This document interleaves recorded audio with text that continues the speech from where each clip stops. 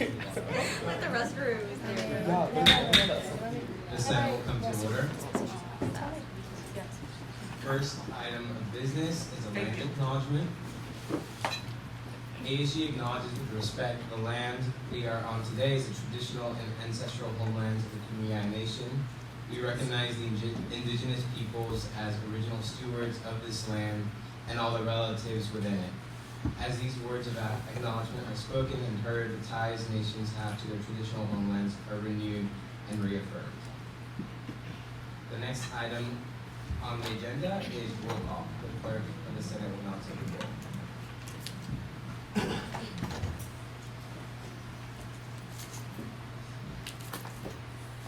Aya Almani, Here. Ashika Rasu, Jordan Bayon, Here. Anissa Beckett, Here. Jolie Beagle, Here. Chloe Cohen, Here. Danielle DePinto, Here. Devin Eder, Here. Dana Farhood, Here. Joshua Fangoln, Here. Cece Fletcher, Lily Giovanelli, Chloe Holm, Here. Anna Janamov, Here. Gunnar Collin, Here. Arissa Lelavier, Here. Briera Long, Here. Malia McKinley, Here. Sean Paula, Here. Morgan Pang, Isabella Sevilla,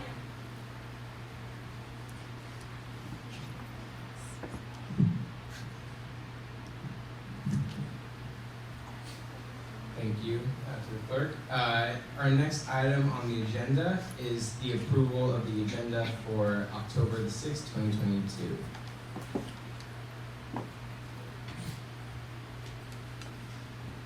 Senator Chloe.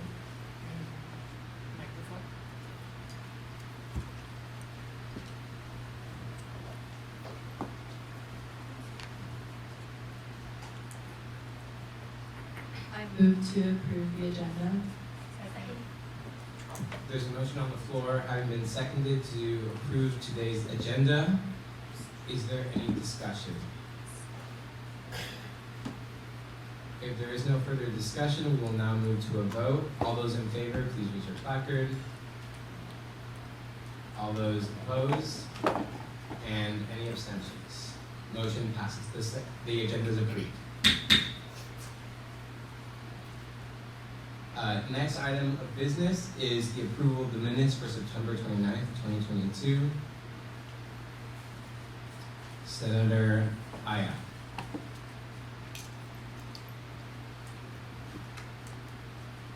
I move to approve the minutes.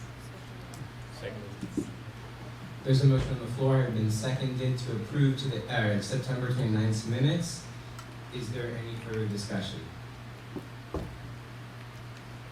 If there is no further discussion, we will now move to a vote. All those in favor, please raise your placards. All those opposed? And any abstentions? Motion passes. Next item on the agenda is raising of questions from members of the public. This is a time where members of the public can raise immediate questions to the attention of the Senate to be addressed at the end of the Senate at the final hearing of the public.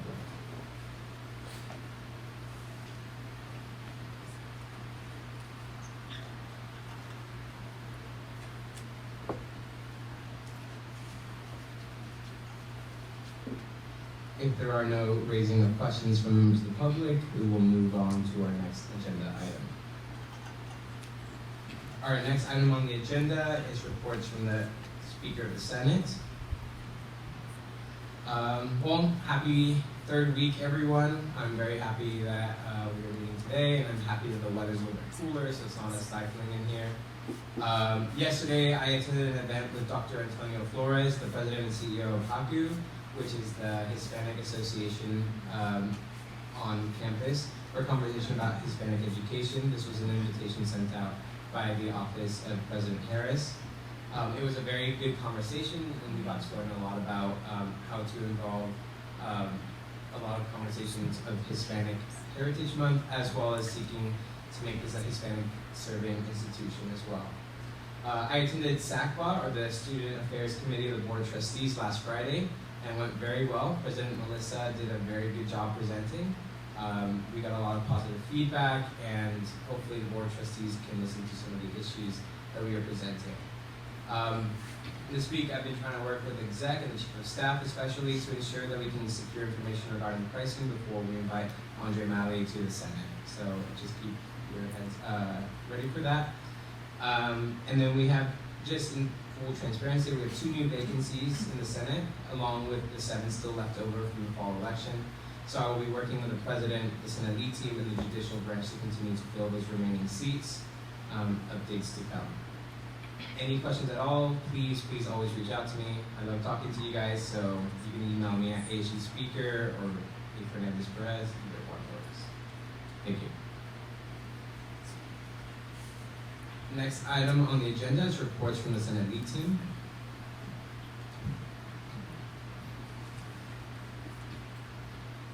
Office hours have officially begun, so keep up the good work, everybody. It's wonderful to see everyone in the ASG office and getting things done. If you must miss a committee meeting with the committee you are on, please contact the committee chair and your advisor. If you're missing any other meetings, contact the Senate lead team and your advisor.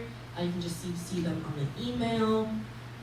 One-on-one for senators with the Senate lead team have begun, and with your advisor, so just keep that on your radar. Make sure you're checking your Google Calendar and accepting the invite. Speaker Pro Temp Ashika Rasu will be a proxy for the next 3 Senate meetings. She'll be competing in the FBCC, so wish her luck. Thank you, Chief of Staff Amaya, for proxy. Thank you.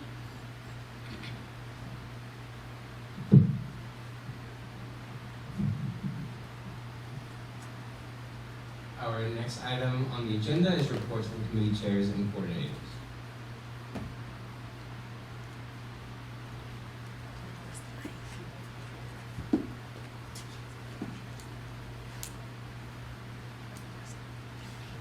Hello everyone. So last week I attended Mentor's TBM and I got some good insight from my constituents, so I'm going to be making initiatives around that and continuing to go to their events and other TBMs of different research comments that WISC offers.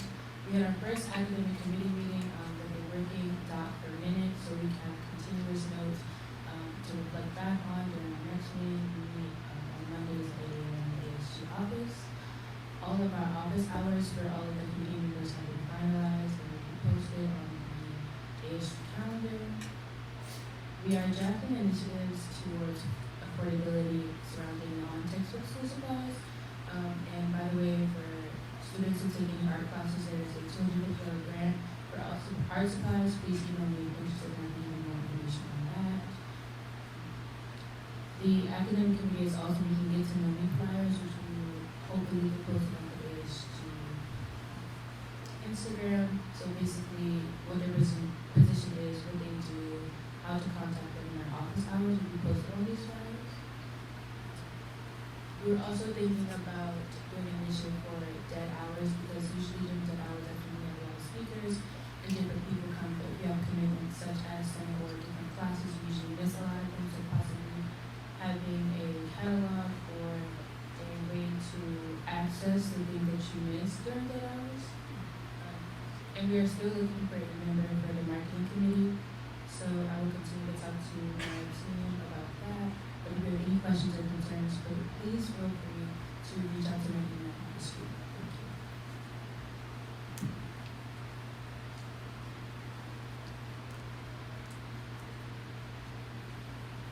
Hi everyone. So we've discussed an EBT initiative, and we've also contacted the VP of Auxiliary Services to get EBT approved as a form of payment. It has already been passed on to the supervisor. We've also discussed a potential idea for a food drive for students before Thanksgiving, because we're working on, trying to think about the food pantry and making it more accessible for students. And we were thinking about how a food drive would be very beneficial before the holidays. We've also discussed a cultural appropriation campaign now that Halloween is around the corner, And we have also contacted UFMC. We want to be collaborating with Sphere again to do a new cultural appropriation campaign.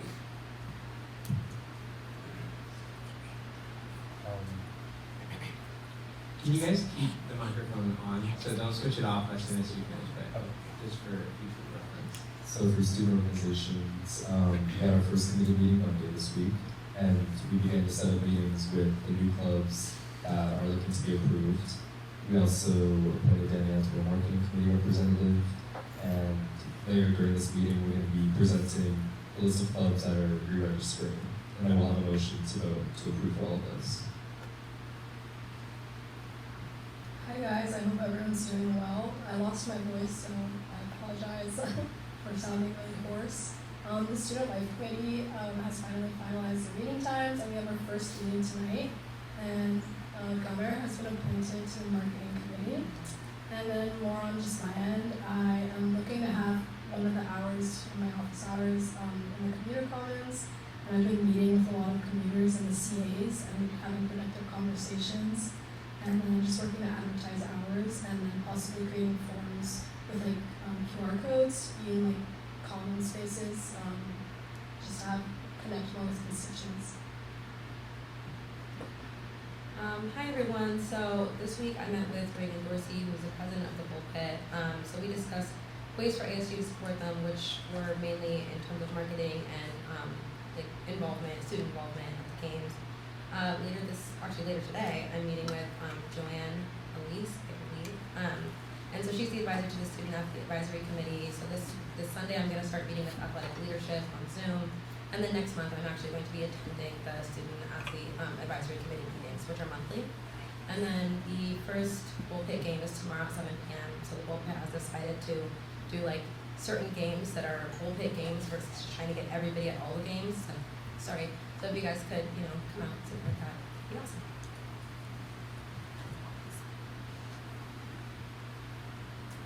Hi everyone. I wanted to remind everyone that October is Domestic Violence Awareness Month. There's some really cool events coming up this week. World Mental Health Day and Therapy Dogs on October 10 and on October 15. There's QPR suicide prevention training. And if you want more information about all of these events and more to come, you should all follow the BWell USC Instagram. I'll have a get to know me post up there soon. I started working on SMART goals for the year, and I wanted to encourage everyone to speak up during the discussion we're going to have about the new wellness building. I think it's important that all of us have our ideas heard and our constituents' ideas heard, so I just wanted to encourage everyone to be able to open up during this discussion. Alright, hi everyone.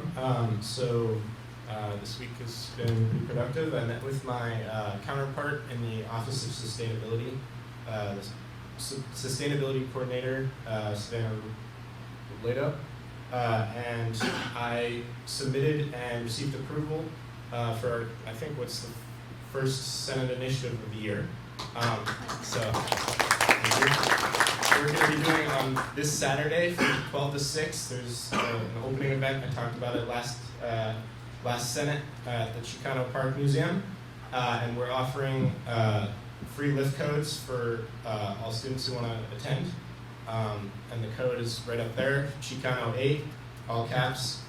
Spread it to your constituents. Get as many people as you can to go. We budgeted in 50 rides, so we want to use as many of those as we can. And then the other event to look out for is the Kitchens for Good field trip, which is on Tuesday, October 11th, from 12:15 to 2 p.m. So Kitchens for Good is a sustainably oriented San Diego nonprofit dedicated to making a positive impact on our economy, society, and environment. They offer free tuition-free apprenticeship programs, culinary, baking, and hospitality, or front of house, which helps individuals facing barriers to employment and the skills needed to create sustainable careers. So please tell your constituents about this, and get as many as you can to go on. All right, thank you.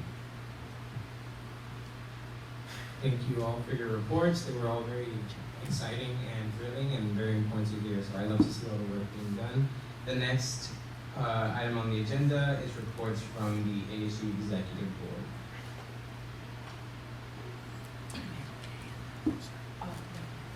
Okay, hello.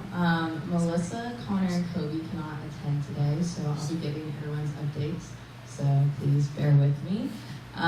Melissa says Happy October, and she presented at SACBOT, what Andres was talking about, and it went very successfully. She's also working with SHWIP to have Lyft Torero rides open for Halloween weekend, and also conducting interviews for Student Affairs AVP. She's also participating in the Wellness Building Committee and working with Dr. Chris Burden, Dr. Lisa Nunn, and Active Minds to receive feedback from faculty and students on wellness classroom practices.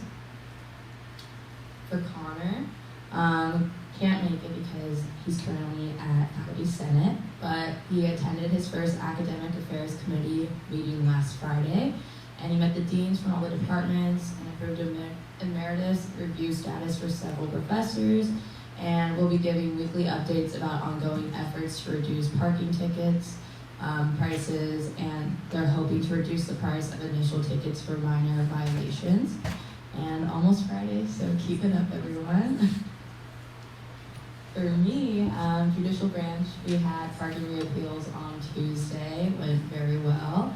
And in regards to the vacancy on the judicial branch, I'm currently working on getting the application ready, and we're hoping to start promoting that next week, so then hopefully we can have interviews for it the following week. And also we'll be presenting the student org committee bylaw updates to Senate, if not next week, in the next 2 weeks.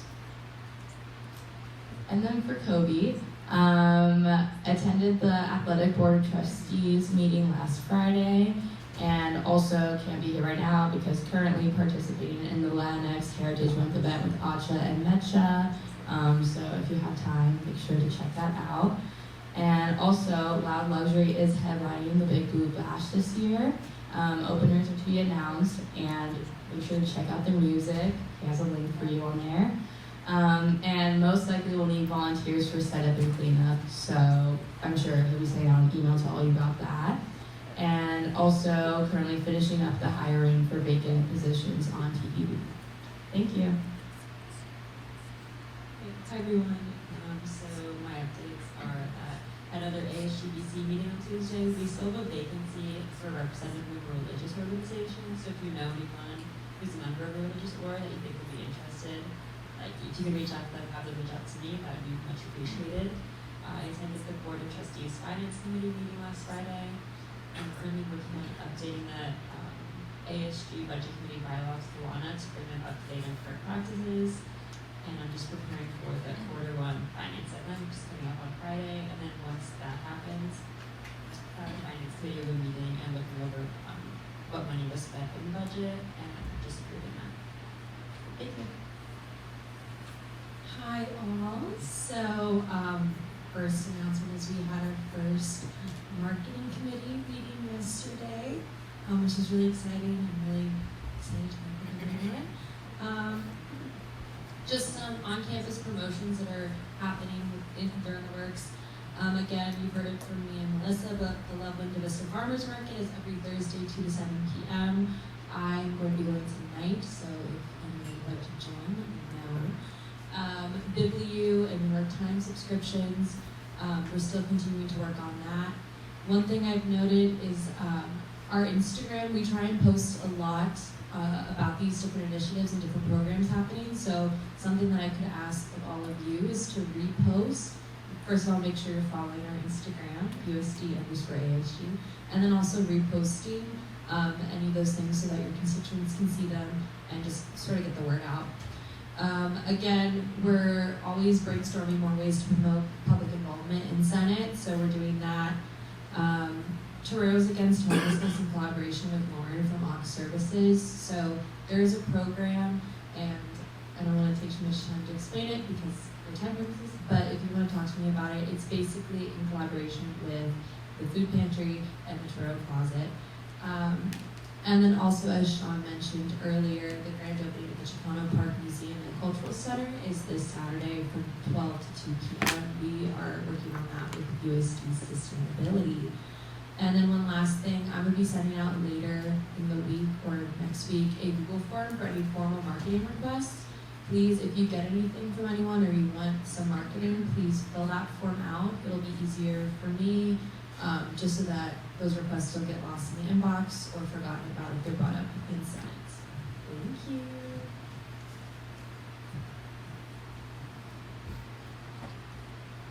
Hello, happy Senate. I don't have that many updates this week. We're still working with that organizational chart to figure out the best way to make it most efficient and like people coming in and out or like switching throughout the years. So if anybody wants to help with that, anybody's welcome to just reach out to me through email. Just make sure your office hours are on the ASG calendar, and thank you guys for those that turned in their logs on Sunday. I know this week was like the first one, so we're just picking it up, but please get those in this week. They should be all settled. Your office hours should be all settled. So yeah, just get those in, and yeah, I think that's it. And then for the quote of the day, peace is not only the absence of war. As long as there's poverty, racism, discrimination, and exclusion, we'll be hard-pressed to achieve a world of peace. And that was said by Rigoberta Menchú. She's a Guatemalan human rights activist, feminist, and Nobel Peace Prize laureate. Today we had Mexican food, carne asada, pollo asado, fajitas, rice, guac, and beans. So hopefully you guys enjoyed that. I think we have one more Hispanic Heritage Month food, and then we'll switch over to new fun stuff. Thanks.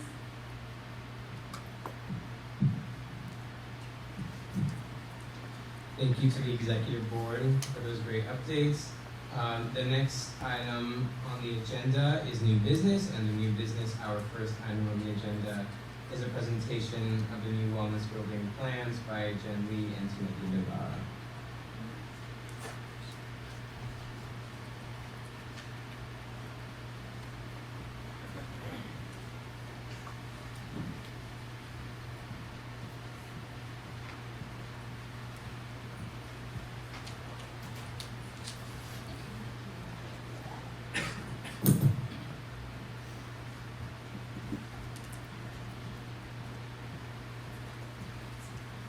Everyone, good to see you all here.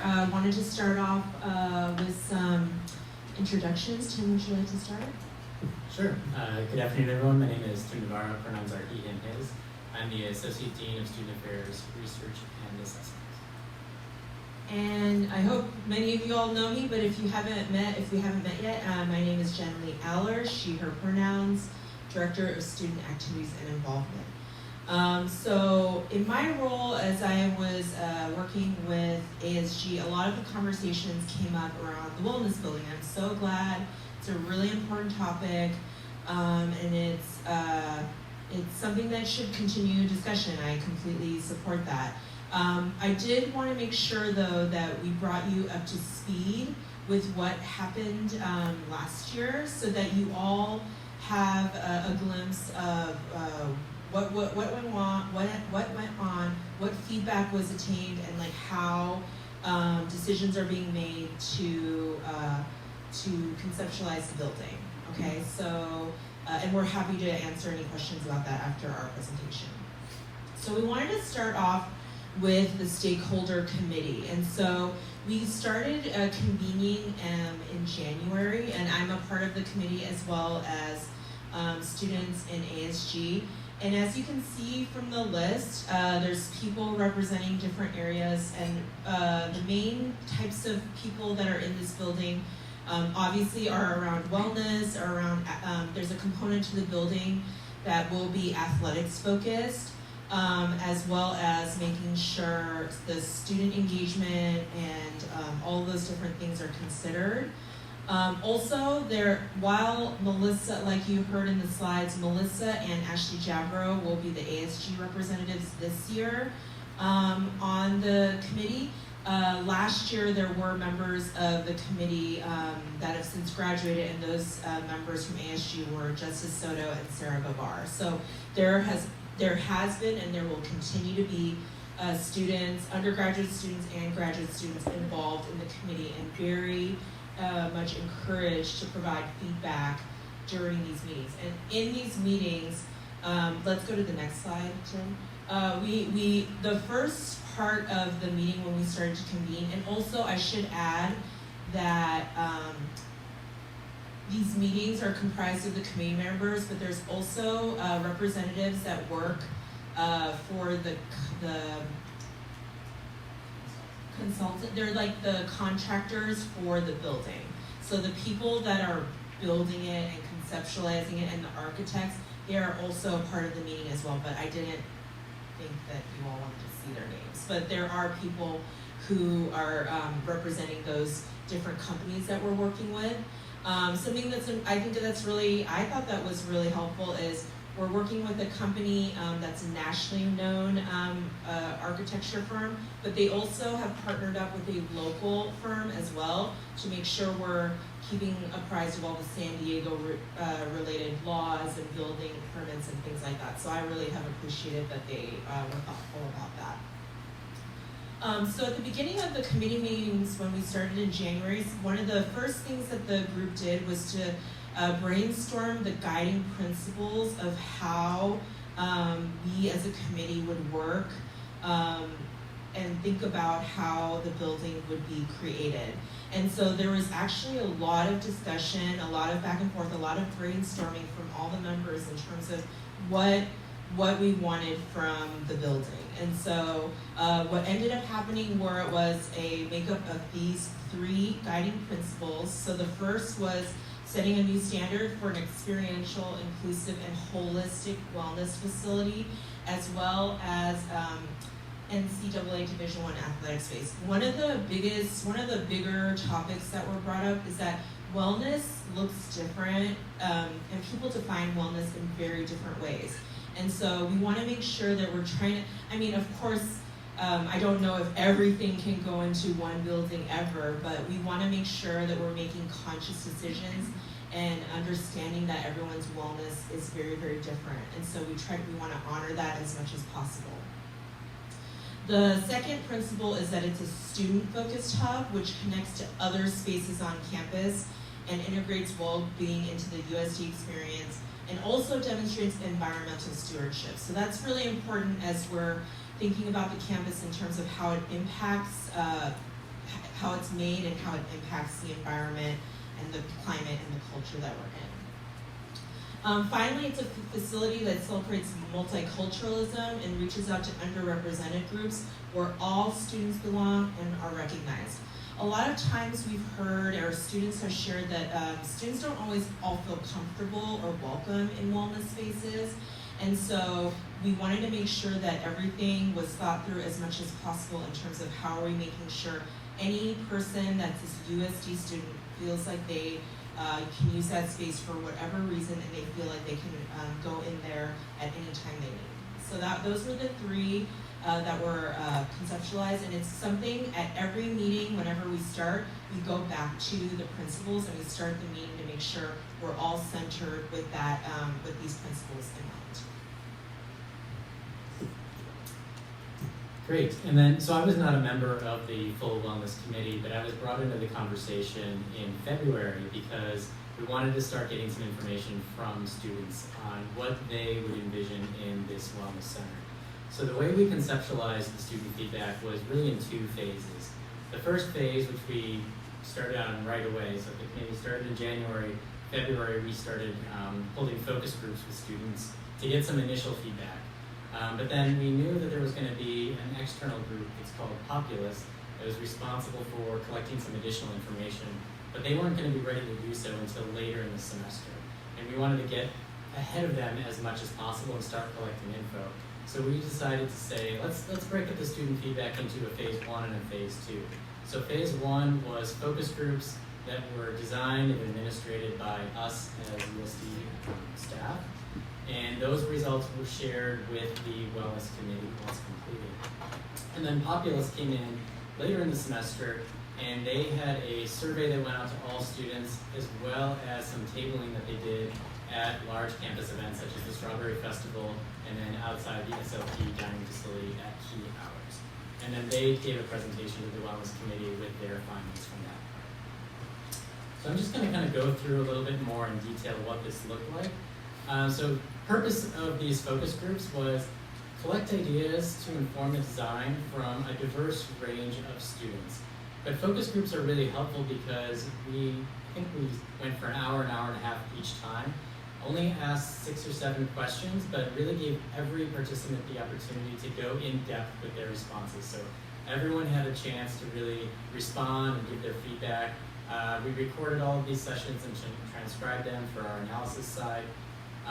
Considerations, we wanted it to be diverse, so when we were designing the focus groups, we had kind of 2 open sessions that were welcome for any student to attend, but then we went to very specific populations, so commuter students, we went to graduate students, students associated with the Commons, just to make sure that we were getting a real good mix of opinions in this process.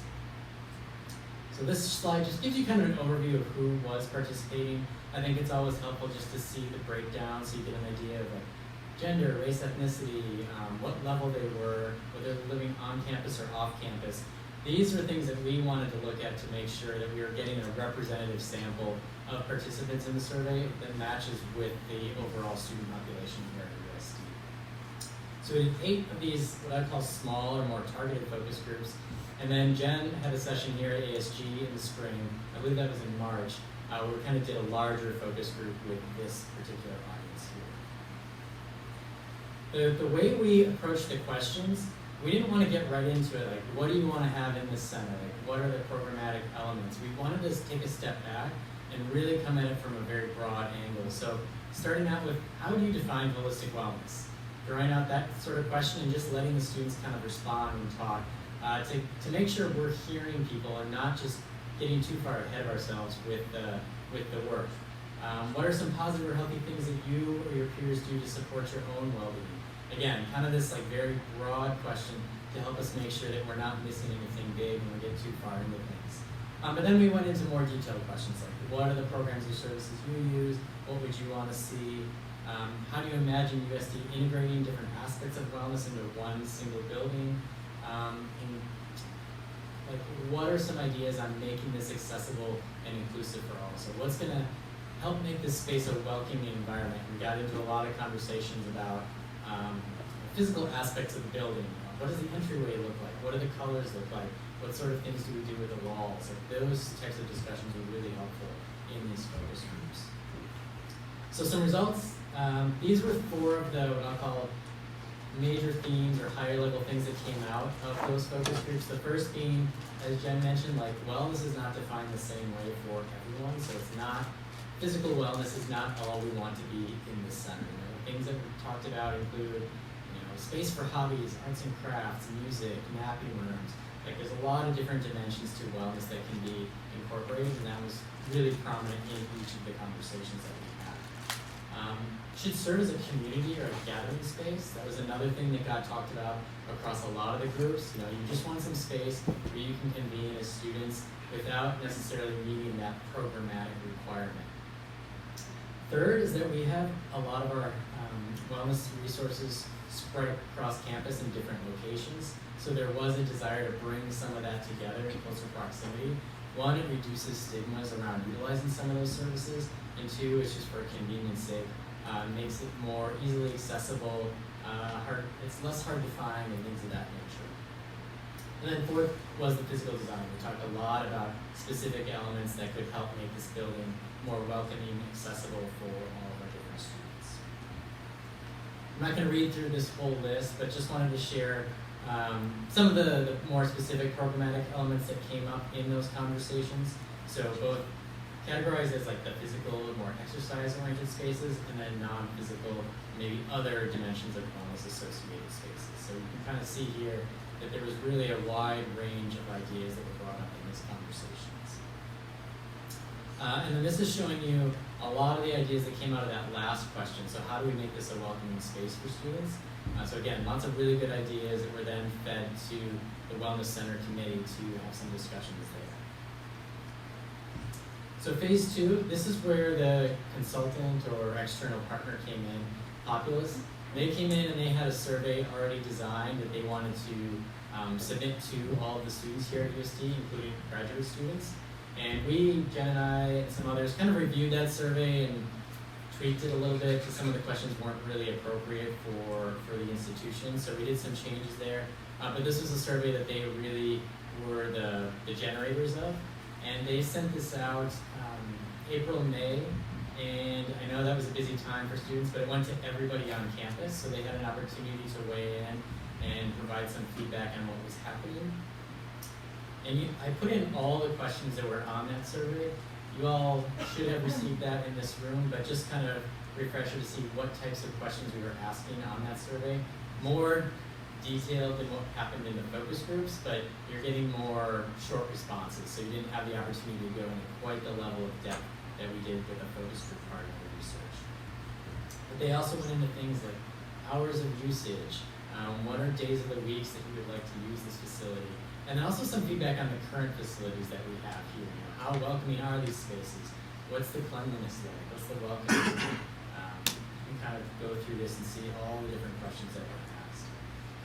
And for these, the letters A through K, those statements, students were asked, rate your level of agreement with how clean they are, how accessible they are. And after each one of those, the student had an opportunity to respond in an open-ended comment box. So there was a lot of additional data that came in that way, and we wanted to make it so that students really could say whatever they were specifically thinking when they were answering that question. So if they were, I use this one space on campus and I have issues with that, like that open-ended comment box for each of these statements allowed them to kind of provide that specific feedback.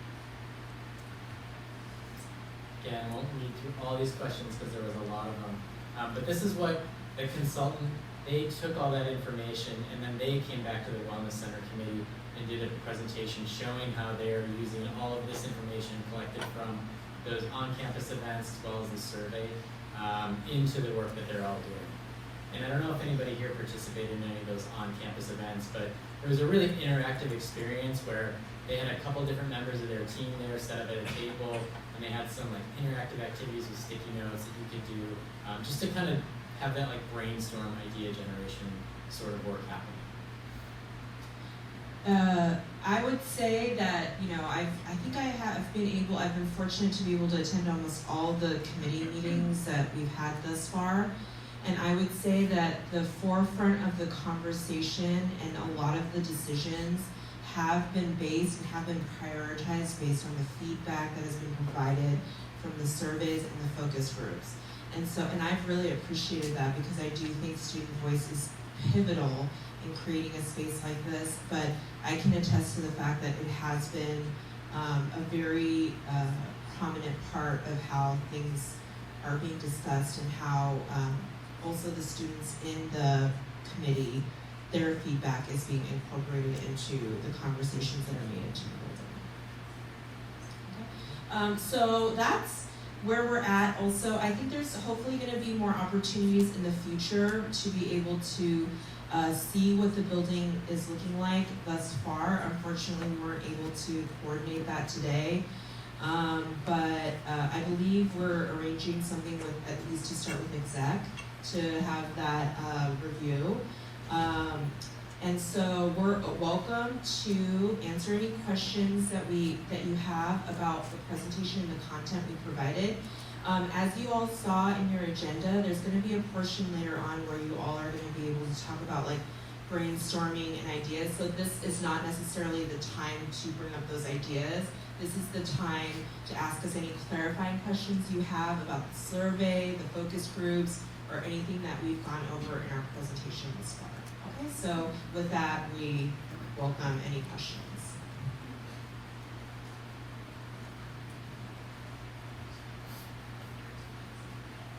Senator Malik.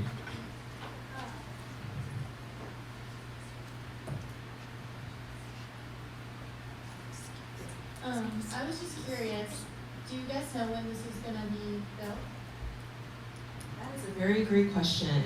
So the tentative plans is that they'll start. They're currently in the phase where they're finalizing like permits and things, and those I don't know the other technical words. I'm sorry, but things around like permitting and making sure everything's legal. I'm so sorry about that. And then I think they're gonna start doing a little bit of work at the end of this academic year, but I would say that the Valley Field, which is where the building will be, if for those of you who don't know that, and I'm sorry I didn't mention that sooner, the building will be placed on where currently the Valley Field is. So they're trying to keep that space open as long as possible. So I believe they're gonna break ground where the field won't be available starting the next August, so 2022, 2023. And the building will hopefully be up for August, the end of August of 2024. So that's the plan in terms of when the building will be up and ready to go. Great question.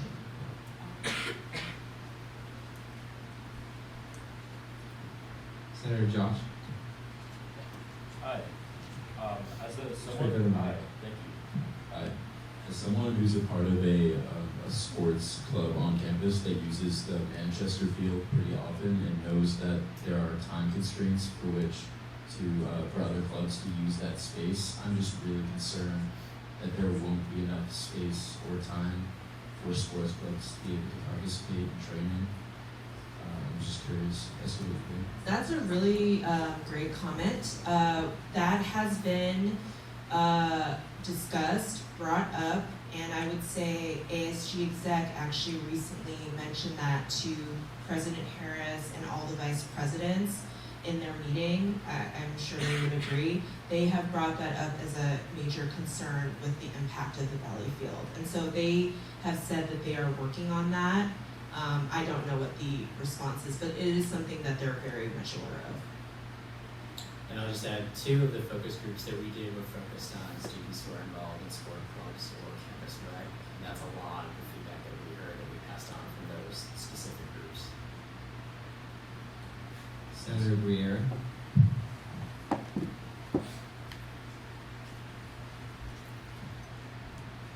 So in terms of capacity and dealing with, I guess, like health issues, I guess, what is the capacity of the building? Like, how many people will be able to be in the building at a certain time? Is there going to be, like, for the rooms, a schedule system where you have to book it, or is it going to be more open? Because I feel like for accessibility, scheduling sometimes is really hard. Like, even, for example, like the library, you usually can't have private spaces, you have to be in there with someone, so if that's something that the women's school is something about including.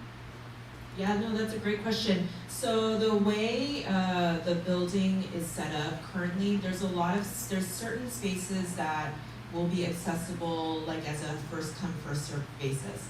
I don't know, I'm actually not familiar with the capacity of the building, but I would say it's gonna be a building that's similar to the SLP, where people can come in and out, and it's a large scale building of sorts.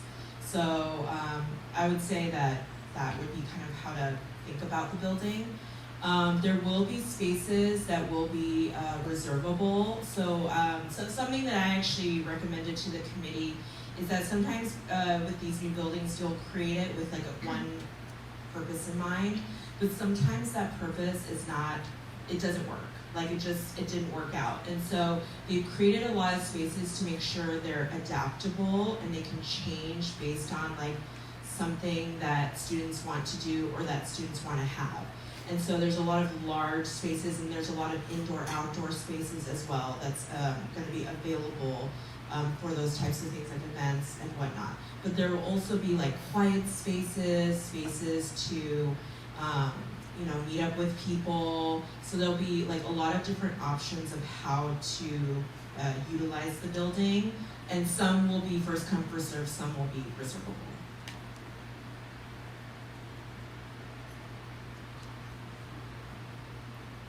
Senator Arisa is next on stack. Hi, thank you for coming and presenting this information. I'm not sure if you have the answer for this, but how my understanding is that the building will be like built throughout a school year. How will the team or anyone in charge account for any negative externalities like noise pollution? Because I know that there are student dorms like right next to the Valley Field, as well as like traffic congestion issues and parking issues. Because last year when the business school was being built, as a commuter, I would park in West, and a lot of the construction workers parked there, which I understand they have to park somewhere, but that like severely impacted parking for students because we had a lot of people off campus parking. So just like noise pollution, traffic congestion, parking, and then maybe some safety issues. That's a really great point. I know we have talked about the noise impact for the residential areas in the meeting.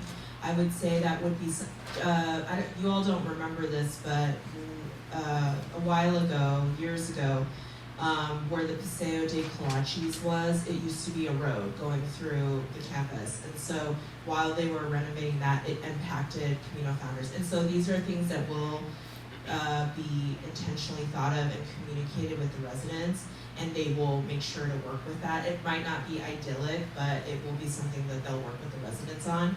The parking aspect is a really good point, and I'll make sure that either the students or myself bring that up in the conversation because I do think it's a really good point. Next on stack is Senator Jolie. How exactly will this alter the wellness centers we already have, like in St. Sarah, or even just athletic facilities? I know something brought up about expanding that, but just like what exactly will that change? I think that from what I've heard thus far is once some of the spaces will move into the new building, some will not. And once the people in the offices and the areas move into the wellness building, there are plans of how those vacant spaces will be utilized. There's also a committee on campus called the Space Committee, and I believe that they will also be working on like what does that look like for the vacant spaces as well. So that has not been articulated, but I'm sure space is a very precious commodity here on campus, and so any space will definitely be utilized. I just don't know yet what it will be. Point of order, the allotted time has expired. Just a recommendation, we still have a couple of people on stack, so if you wish to continue, but we also have a long agenda for this day, so just considerations to weigh.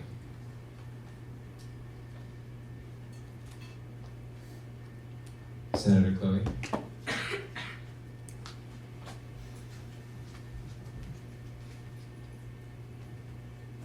I move to extend the allotted time period for this line item by 10 minutes. There's a motion on the floor having been seconded to extend the presentation of new wellness building plans by Jenny and Timothy Navarra by 10 minutes. We will now move to a vote. All those in favor, please raise your placards. All opposed? And any abstentions? Motion passes, 10 minutes are allotted. Next on stack, we have Senator Gunner.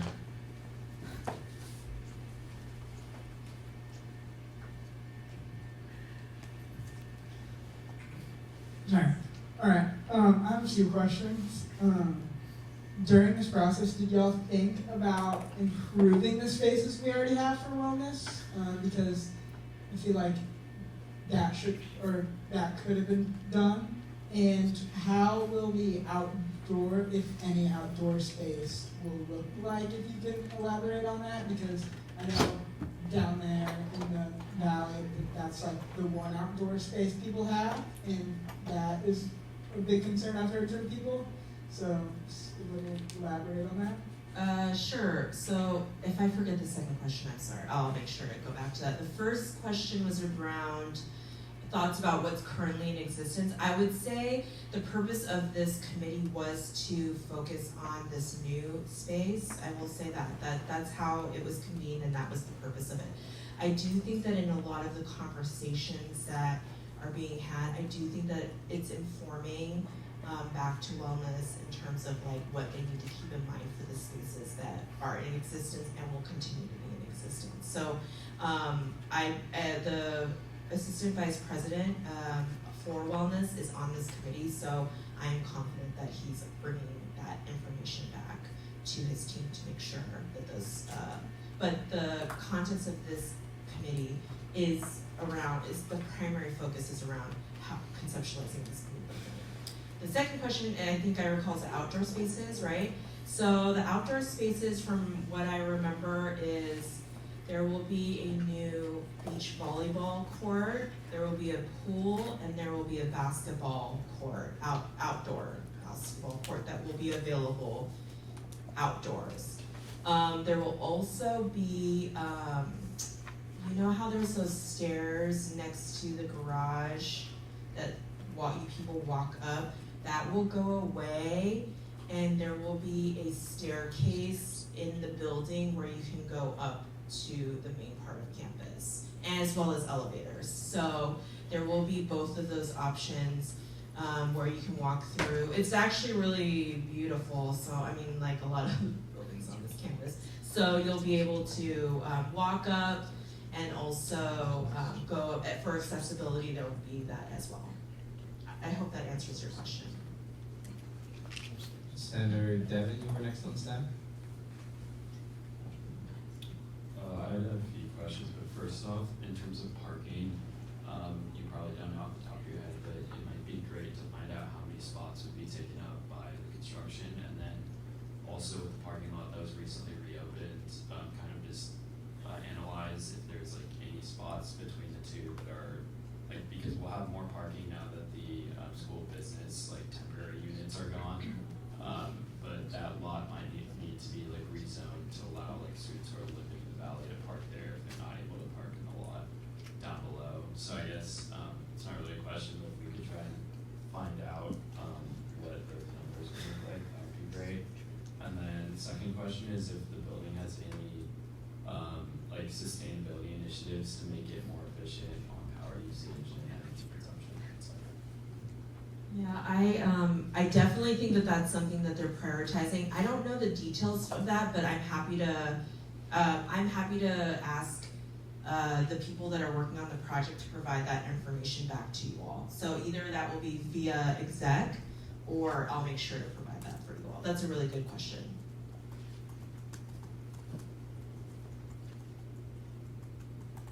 Next on stack is Senator Chloe.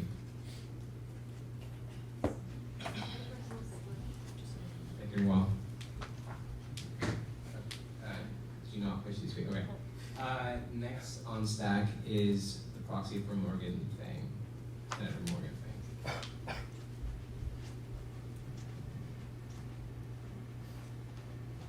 Thank you. My question was, obviously you're gonna have a lot of places like the basketball court and the pool, and you mentioned earlier that you're also going to have to choose like who's in this wellness building, like the people on the UF on the SLP third floor. Like, how are you gonna choose which organizations are gonna have a space here and who's not? That's actually kind of already been done.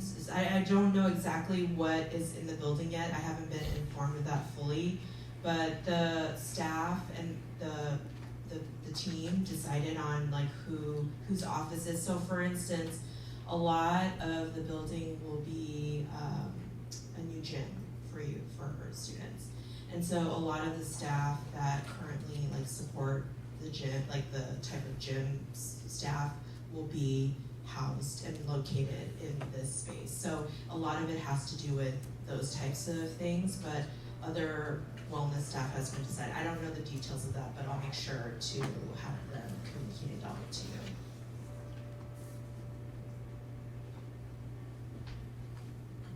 Senator Briera, you were next on staff.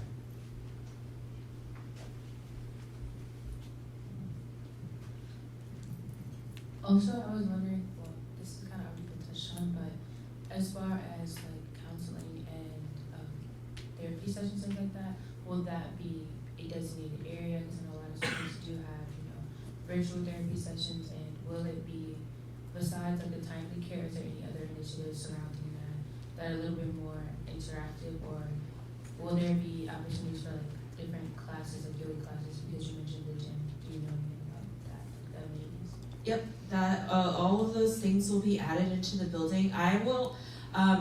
So a lot of your questions have been about like what's going to be in the building, and so I will make sure that after their meeting with exec that they communicate out what's in there. So there will be counseling. The counseling center will still remain in.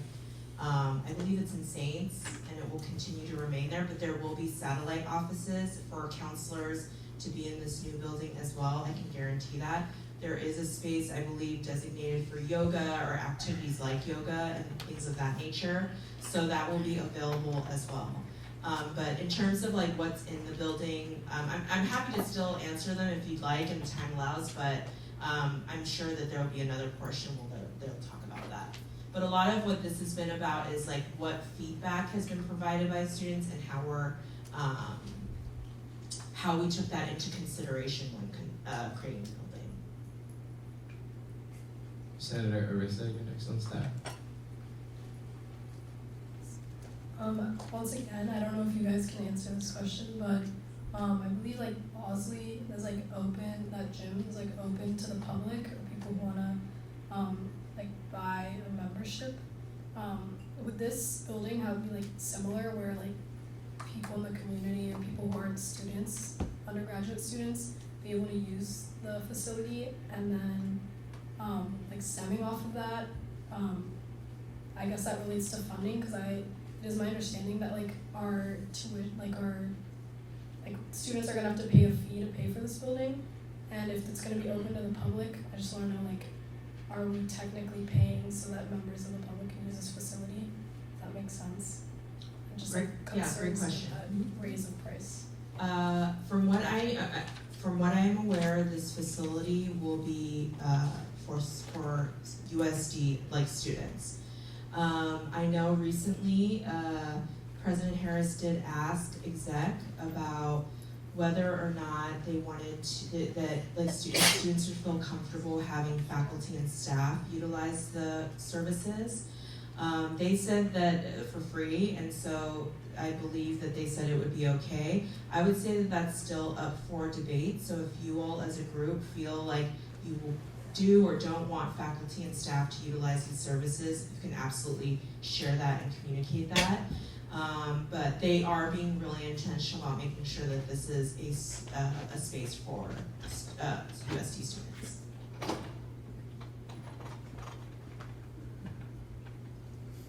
Senator Joshua is next on staff. Yeah, I know. Hi. I know you don't know a whole lot about what's happened, the minutia of everything, but from what I understand from the people that I've talked to, constituents, the Bosley Fitness Center and the JCP, they don't open early enough for people. They open at 7 a.m. I, for one, have classes at 7:45 and 8 a.m. every day, and I'm not able to, for me, and lots of other people, lots of my constituents, they need to be able to get active early and get things done early so they can go about their day and feel good about their lives. So I was curious as to if there were focus group thoughts, if there were any considerations of opening up earlier than 7 a.m., say 6 or 5:30. That sounds like a really great topic that you all can work on in ASG. That is a great example of if you're hearing things from constituents that you can change or start advocating for people, you can absolutely start doing that now, whether that be on the committee or whether that be in your role as a senator. So I highly recommend that those are the types of things you bring up now. And I'll just add that those were things, again, that came out of the sport club focus groups in particular.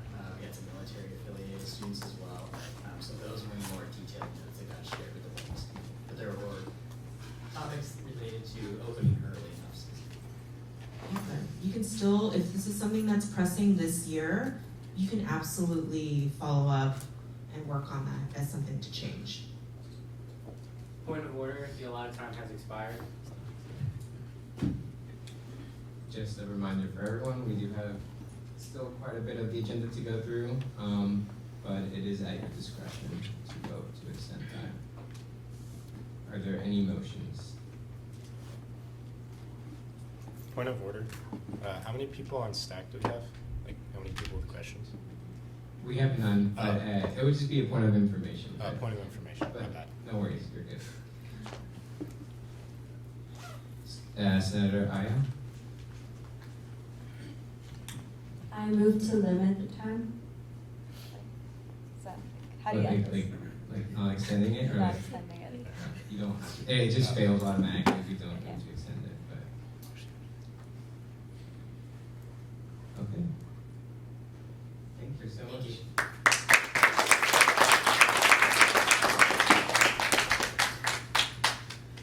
Okay, our next item on the agenda is a presentation on voter registration by USD Votes.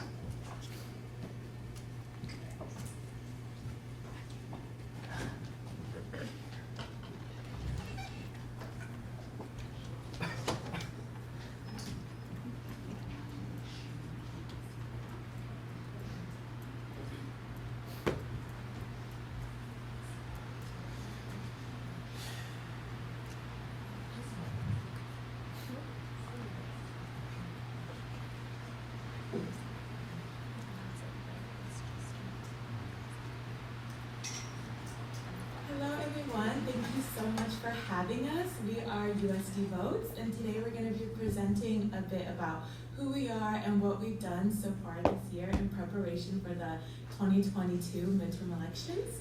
To kind of go into detail of who we are, USD Votes is a nonpartisan, all-volunteer group dedicated to encouraging every eligible member of the USD community to exercise the right to vote. Our main mission is to promote equity and fairness when it comes to voting and to keep our campus community informed on how to get involved and participate in the elections process.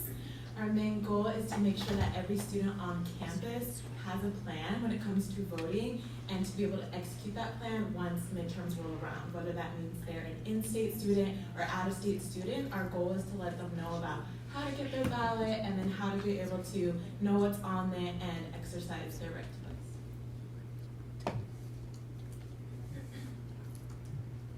So if you somehow managed to escape the thousands of texts we sent out asking if you needed help registering to vote or help getting your ballot, here's another quick reminder. So the first thing that you want to do is decide what address you want to register. As a USD student, you can register with your USD address, or you can register with your home state address. It's totally up to you. If you're from out of state, you will have to request a ballot to get sent to your address here in San Diego, but it's totally up to you either way. Each state is going to have some more specific voting requirements. So to see those, we have every state documented on our website, which is just www.sandiego.edu/vote. So you can go there to see all the requirements for your state, or if it's easier for you, you can register here in San Diego with your USD address. Just if you're living on campus, make sure you include your unit number. And then if you're not registered in California, like I said, you will have to request a ballot, and that's also on the same website. And then lastly, to find out just exactly what's going to be on your ballot, just because midterms are a little different than the presidential election. Most people know what's going on that ballot. You can find out more on Ballotpedia.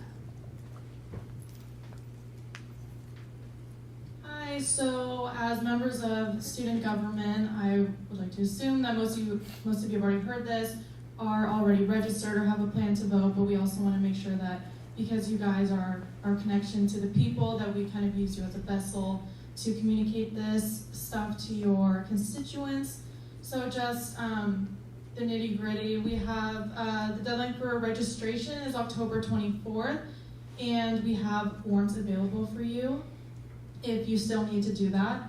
And National Election Day is November 8th, And in California, you can vote early in person from October 29th to November 7th. And something special that USD is doing this year is we are offering on-campus in-person voting at the Alumni Center, room 113.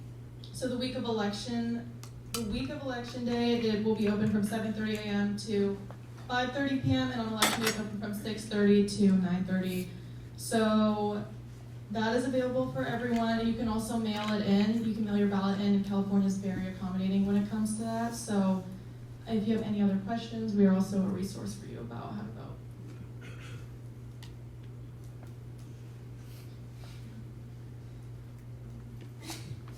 Okay, so as for like what we're planning on doing now and leading up to the midterms, basically our main priority is kind of just spreading this information to different student groups. So we've been giving presentations at LLC classes and different student orgs. I think in the next coming weeks we're planning on going to like Panhellenic and like the Interfraternity Council, MECTA, just so like orgs like that. So if any of you guys or any of you like know any organizations or hear from any organizations, we would love to do that because we really think that's a good way to really connect with students and kind of get our message definitely heard.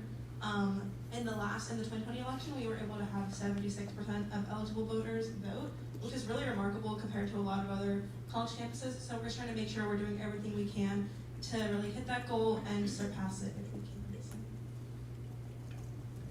If you need any more resources, you can follow us on Instagram at USD Votes. If you have any questions, feel free to shoot us a DM. We meet every Thursday during dead hours in the back room. And we just really want to meet our goal of 76%. We actually just posted on Instagram the other day. So if you guys can go on that and sign up, we'll meet our score. So thank you.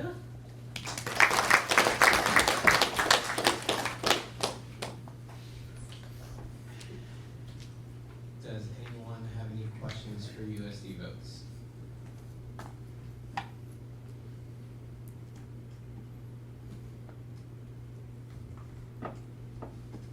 Senator Devon.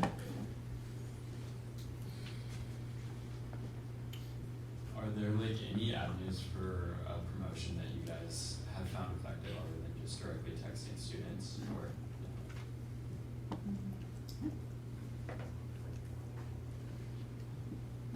Our Instagram has a ton of information on like how to vote, when you need to be doing certain things. So when we have people promote our Instagram, it's really helpful to just see really quick reminders. We've also done a ton of presentations in classes and in clubs. So like one of the most proven and effective measures to have students vote is to have them make a plan. So that's why we use the specific language that we do in all of our presentations, is when you have someone commit to a plan to vote, they're more likely to actually follow through and do it. So just using that consistent language throughout all of our presentations as well has been pretty helpful. And also I just want to say that you guys are doing a great job because I've gotten all those texts. So yeah.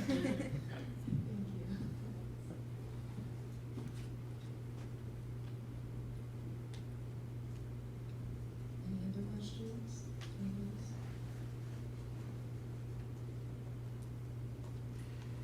Well, Senator Arista.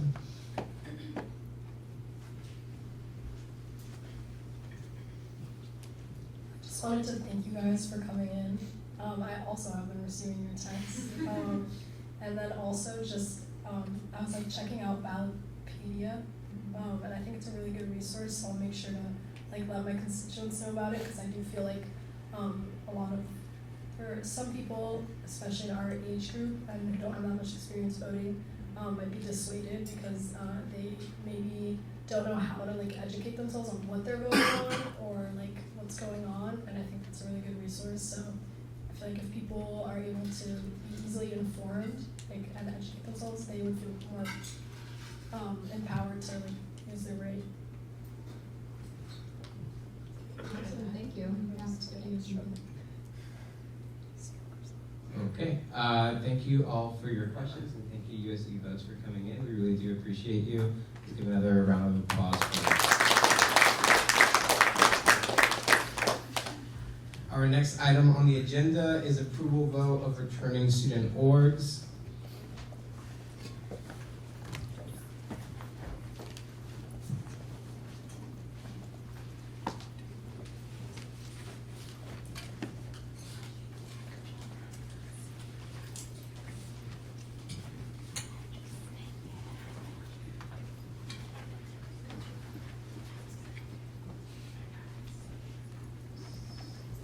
Hi everyone.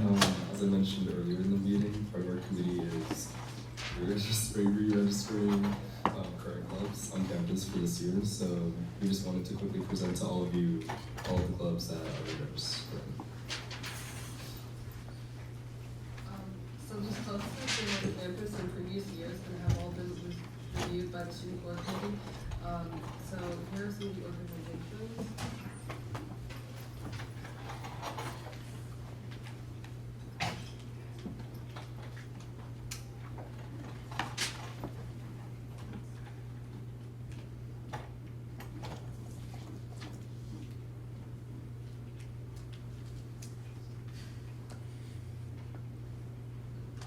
Are there any questions or concerns about these clubs re-registering?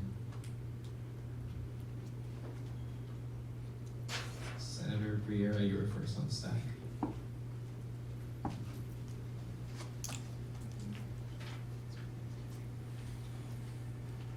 Is it possible to have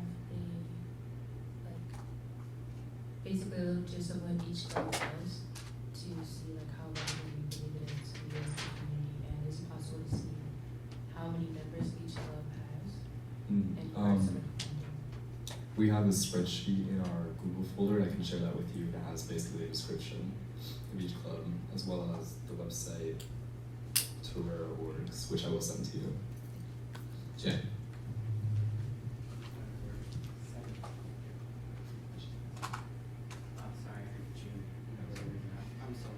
Just a point, for information, because this might be helpful. When the student org committee convenes, they review all of the content, the makeup of the group, who's a part of it. So they vet a lot of this out in advance, so that when they're presenting to you, it's already been reviewed once by this committee. So a lot of times you'll have different committees, like the student org committee or the finance committee. They'll meet, spend a lot of time reviewing and overviewing that, and then they'll bring it up to you. And all of this information on all clubs are listed on Torero.org. So if you ever have any questions, you're always welcome to Google Torero.org, log in, and all of that information is on the website. Thank you. Senator Anissa, you were next on staff. So I know you were talking about how you already vetted through everything. However, I am aware of a club on campus that is not following their bylaws in terms of their recruitment and just things like that from that nature right now. So when you are vetting, I guess just what is the procedure on that, or if I can offer more information on that, whether that's now or later, kind of what is the process for doing that? For these clubs, because they've already kind of been on campus, so I think you'd have to reach out to them directly since they've previously been registered. So you can expand more maybe on what you wanted to say about the concern. Well, yeah. Oh, sorry. Senator Anissa. My bad. But so they had their recruitment as of recently, and they were doing their rush event and everything. I'm talking about Phi Delta Upsilon, the pre-medical fraternity. And after they finished their recruitment, members of their own club actually went through and read their bylaws, both the international bylaws as well as the bylaws that are in Torero.org. And neither of those two bylaws were followed in terms of their voting. Only their e-board got to vote, where the international bylaws actually say that everybody in the organization gets to vote, and the bylaws that they shared with their own members said that chair members get to vote. However, when they voted on members, neither chair members nor the rest of their organization got to vote. So that is kind of over now. They've already done their rush and I guess initiation. I don't really know the whole process, but yeah. Yeah, so I think we'll definitely make sure to reach out to them, because one of the requirements for clubs on campus is to have their bylaws in place and follow them. So we'll definitely reach out to them and remind them that that's part of a requirement for clubs on campus. Point of order, the allotted time has expired. Senator Chloe. I move to extend the allotted time period for this line item by 5 minutes. Second. There's a motion on the floor to extend the current line item by 5 minutes. We will now move to a vote. All those in favor, please raise your placards. Okay, hold them up. Don't take them down just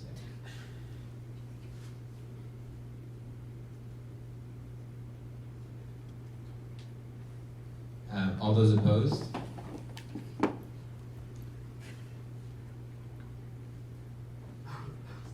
And any abstentions?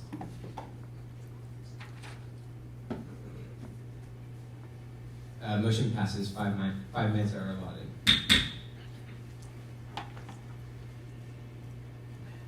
The Chief Justice.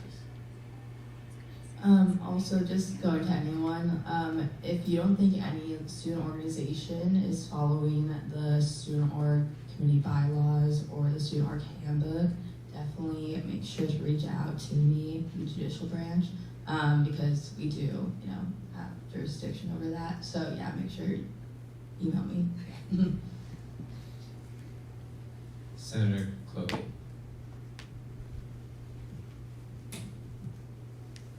I move to approve all returning student orgs. Second.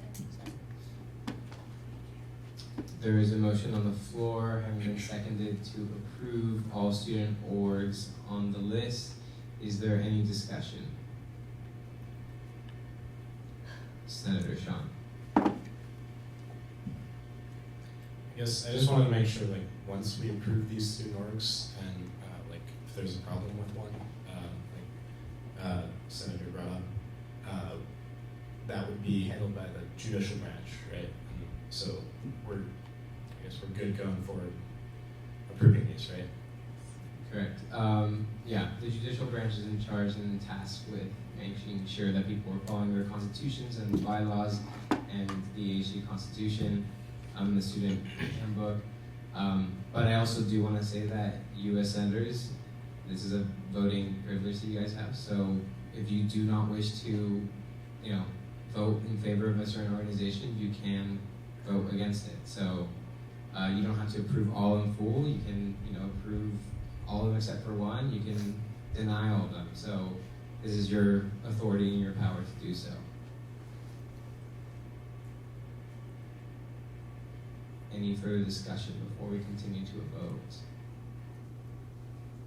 You can also amend this motion if you'd like to.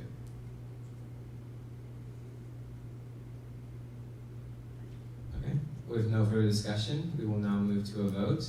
All those in favor of approving all student organizations, please raise your placards. All those opposed? And any abstentions? Motion passes. All the student orgs are approved. Thank you. Next item on the agenda is a debrief and discussion on the wellness building plans. This is just a time I just want to make sure to emphasize that we've been trying to have a couple conversations with the wellness building, but this is a time, and we know now that not necessarily just because we suggest an idea, that's what's going to happen, because the plans are already set in place and they're going to go, where this is a more conversation about programming and making sure certain, how Senator Joshua mentioned, hours, that's a good thing to bring up in terms of maybe programming, having multicultural events, making sure to be taking place in this building. Fortunately or unfortunately, whatever it may be, we cannot directly, propose any new ideas to the structural integrity of the building per se, but it could be a great opportunity for you guys to create ideas about certain events or certain programming that you want to see there. So whether that be a cooking class or any other wellness related building ideas or hours or any practices that you want to see this building take place. So we have 15 minutes for this.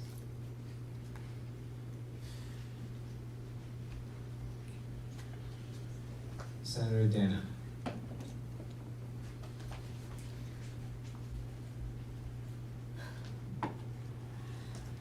So one thing that I was wondering about or thinking about really is, since the wellness building is going to be built more in the back Valley Field, that will affect Valley and main parking, like the main parking structure. And I know a lot of commuters and people park in the main building, and it is not really beneficial to us if we have to park all the way in the west lot because we can't find parking in the main lot if our class is at like Saints or Sarah or Maher.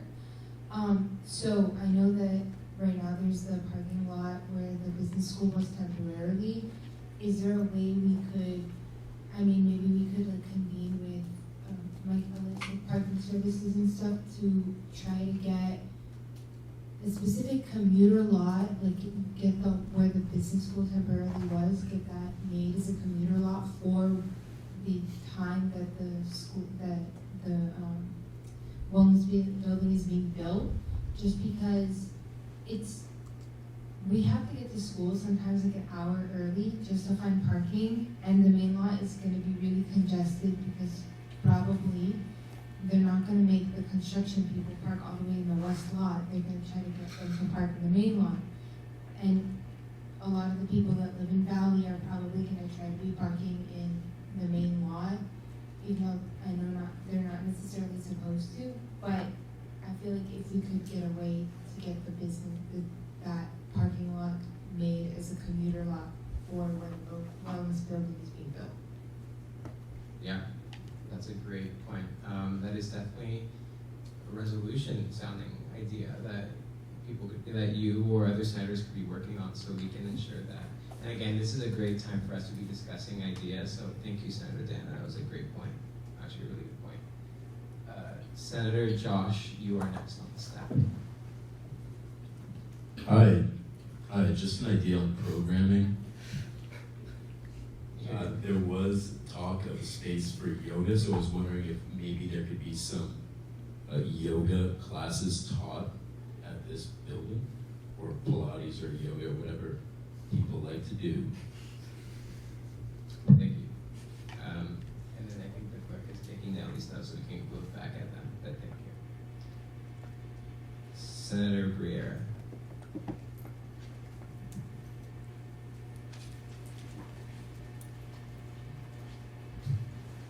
Also, another idea to put out there after our meeting with public safety, I think it's really important to put out like the possibility of like self-defense classes in the wellness building, I guess, because they do talk about, I'm not sure if we offer that already, but if that's possible to add to like one of the amenities that the wellness building will have.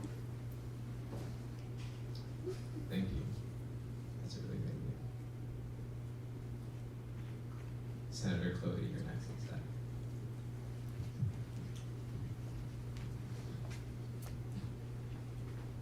I kind of wanted to see an extension of the health center in the wellness building.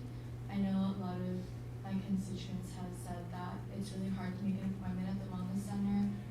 Like sometimes they get really busy and they end up just having to go to urgent care. So I think that having an extension of the wellness building or the health center would be really beneficial.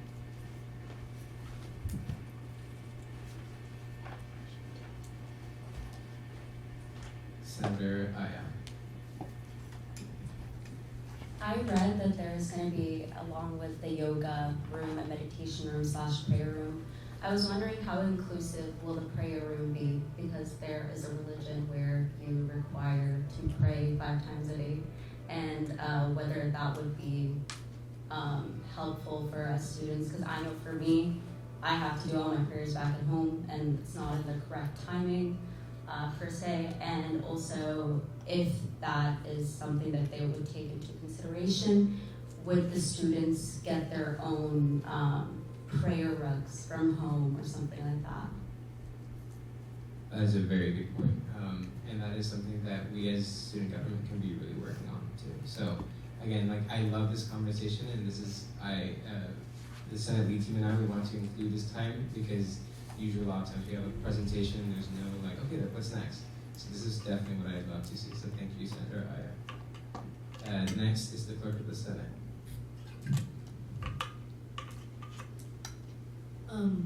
I know that personally I'd go to urgent care the other day because the health and wellness center hours are only until 4:30 which most students have classes during that time.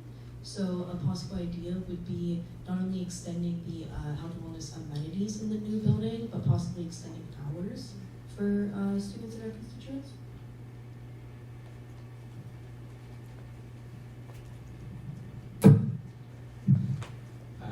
Thank you to the clerk. Yeah, that's also a very good point. And maybe we can see and coordinate with Senator Chloe on working on to see how we can incorporate the wellness the health center into that new wellness building, and or any rooms that could be used to extend the hours of the existing health center.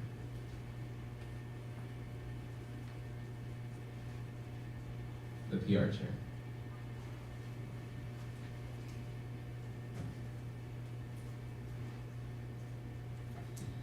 So something was brought up earlier about President Harris asking exec about faculty and staff using the new wellness building. I just wanted to add some clarification on that as well. The question was like if students would feel comfortable with their faculty and staff using the building, and I think the answer that we sort of gave was yes, we would be comfortable. Although we would definitely need more feedback from other students. But the general idea was that yes, we would be comfortable, but we would also want there to be some sort of fee that they would also contribute to, because students would be paying for this building. So I just wanted to clarify that point. Senators CC. I was just wondering about information in terms of like what kind of student jobs might open up from the building being open, because I know that on-campus jobs are really important and highly sought after because they're convenient. So in terms of getting more information on that. That's a great point. Thank you, Senator CC. Next on staff is Senator Arisa.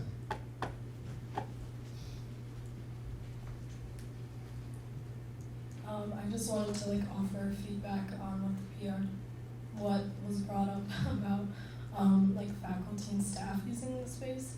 I personally don't have any type of issue. I don't know if other students feel comfortable. I have no issues sharing that space, but my concern was just about the fee, because I think I was in a focus group last year, and I had asked the same question about fees, and it was kind of up in the air.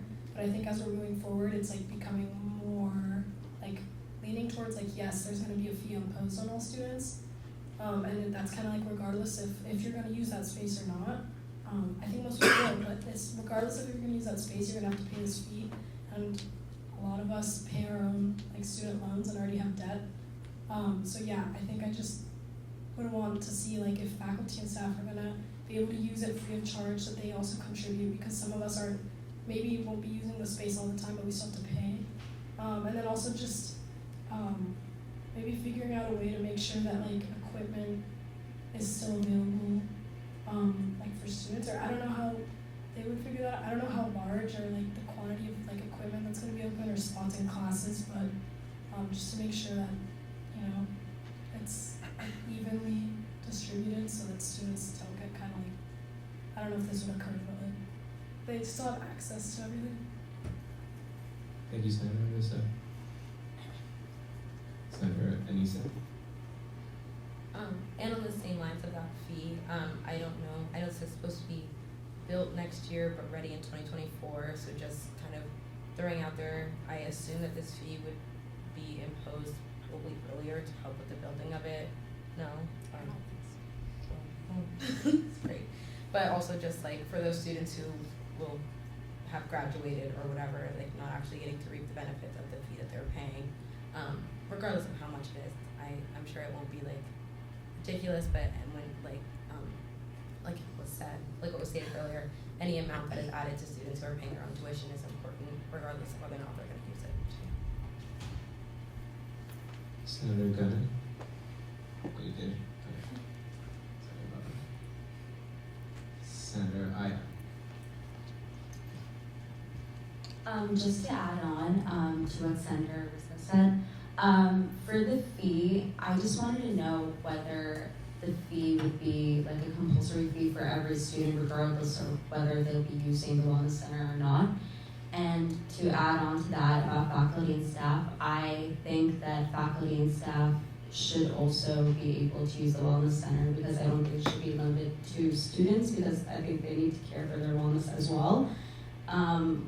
Implementing a fee would be fair, I do agree, because then students will also pay. But I also think that, I think personally that I think it would be even to everyone. I think there would be consideration with like whether there'll be facilities for everyone, and I think it should be a fair thing with both students and the faculty, because I think it's a very big school. I think it could accommodate everyone.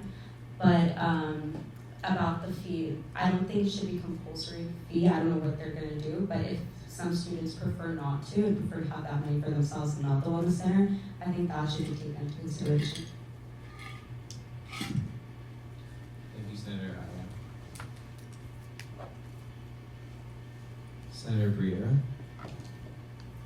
I think we could make a system for students to, if they are not willing to pay the fee or they don't want to pay the fee, I think it should come with like, by default, if you, since the wellness center will be on campus, you have about maybe, let's say, 10 counseling hours, and you know, you can use the gym for maybe 30 hours or 30 hours a semester, like free of charge. And then if you use past this, for students who don't want to pay the fee, they would then have to pay the same fee as the teachers. I feel like that could be a possible. That could possibly be a resolution for students who don't necessarily want to pay to use the center because they don't think they will use it. And then if they do decide to use it past like the default amount that they're given, then they would start paying. Senator Joshua. I was just. Oh my gosh.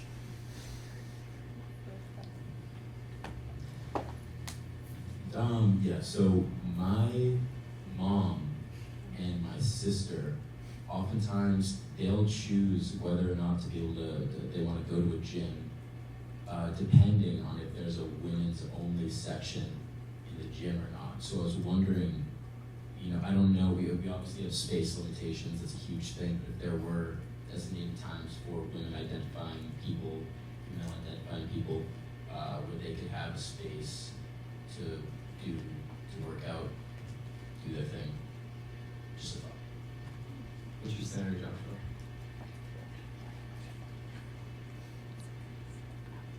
You're welcome.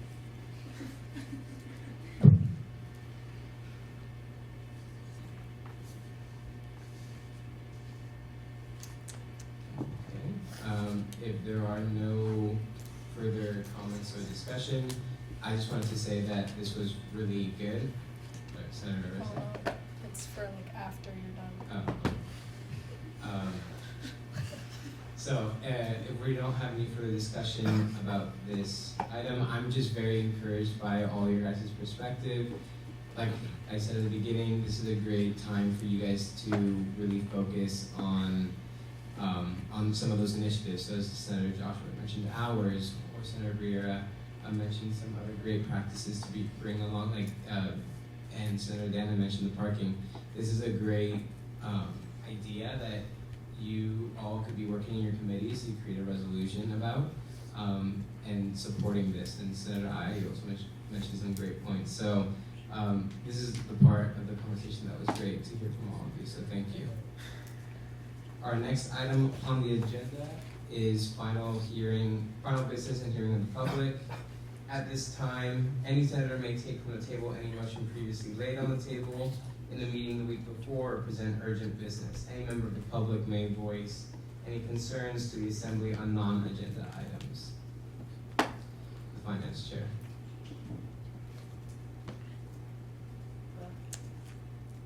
Hello.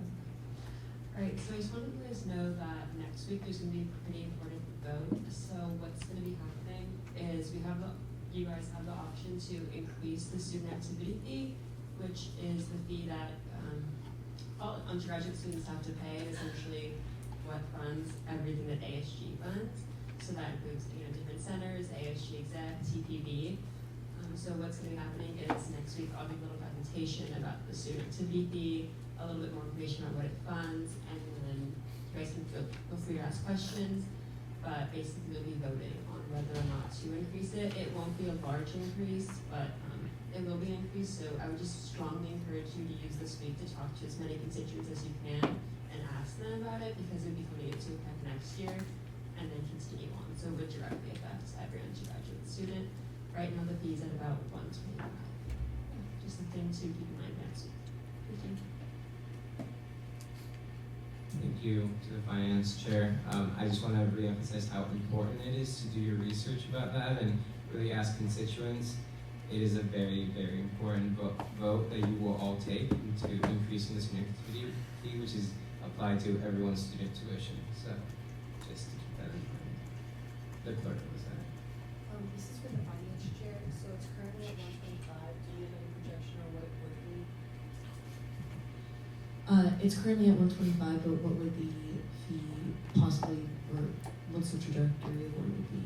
An increase of about 3.5%, which, yeah, so basically that's what the projected tuition is going to increase by next year. So it's always going to be in line with that. So that might differ a little bit, but it's going to be around that number.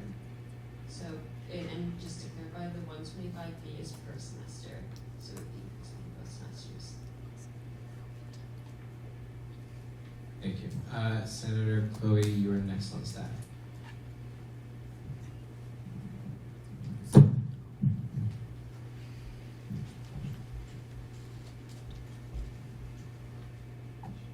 I recently saw on the Vivo USD Instagram that we no longer have that emergency lift fund anymore. I personally have used that fund, and it's pretty disappointing to see that it's been taken away. I just kind of want to know if anyone had any information on that. Finance chair.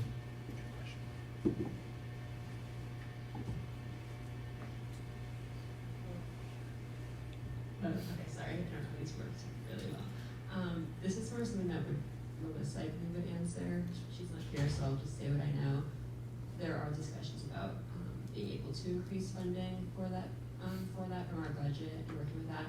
That's something that the finance committee would be voting on, and that would be happening in a few weeks, but it's definitely on our radar and something that we're going to be looking into to increase that, because we know it's really valuable for students. Senator Gunner.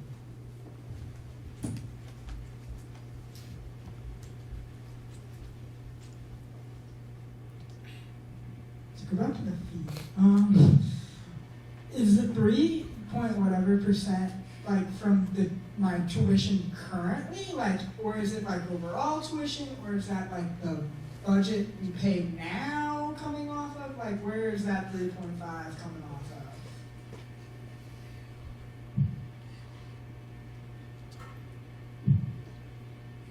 The finance chair.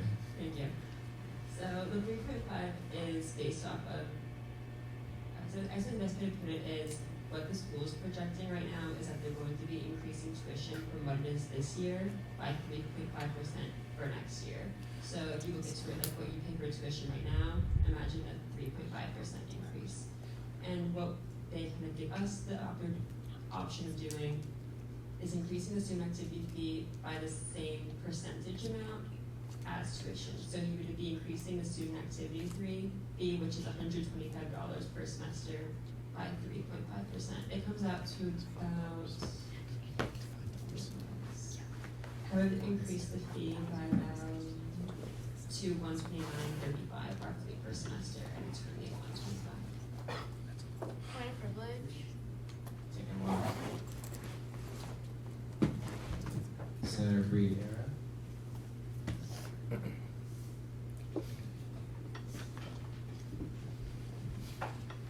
Point of privilege. Point of privilege. Take a while. Take a while.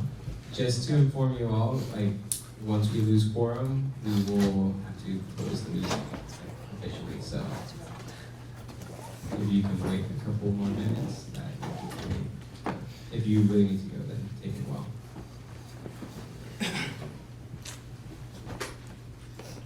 Senator Malia.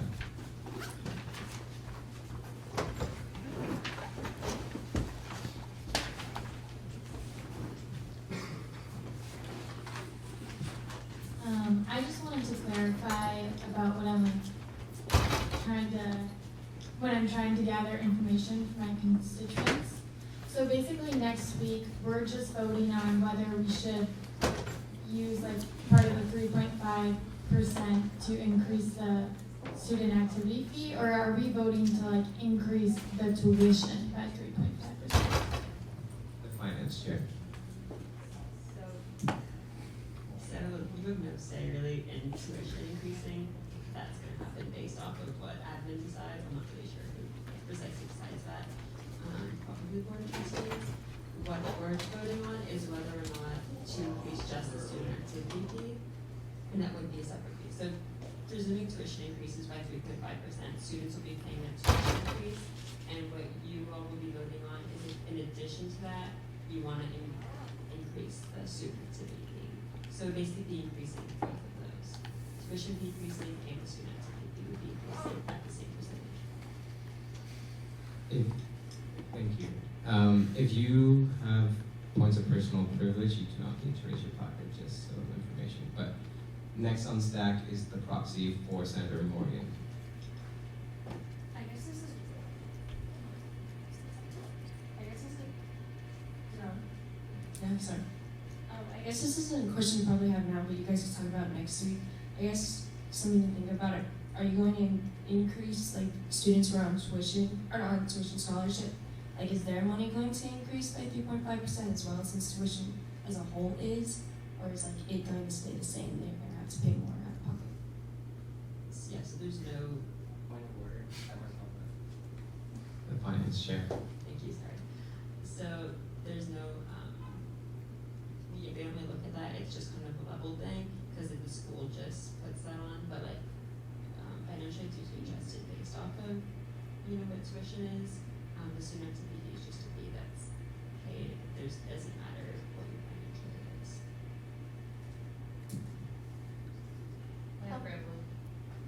Thank you, taking a while. Thank you, taking a while. Okay, so we have just lost quorum, so Senate is adjourned.